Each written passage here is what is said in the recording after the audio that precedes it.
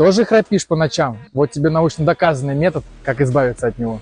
Однозначно при плавании мы укрепляем свою дыхательную систему, развивая объем легких и повышая их эффективность. Научные исследования показывают, регулярное плавание улучшает функцию легких и снижает обструкцию дыхательных путей. Когда ты занимаешься плаванием, ты укрепляешь мышцы дыхательной системы, такие как диафрагма и безреберные мышцы. Это улучшает работу верхних дыхательных путей, позволяя им функционировать более эффективно, что снижает риск храпа. Начни плавать и забудь о храпе. Обязательно поделитесь с друзьями, которые храпят.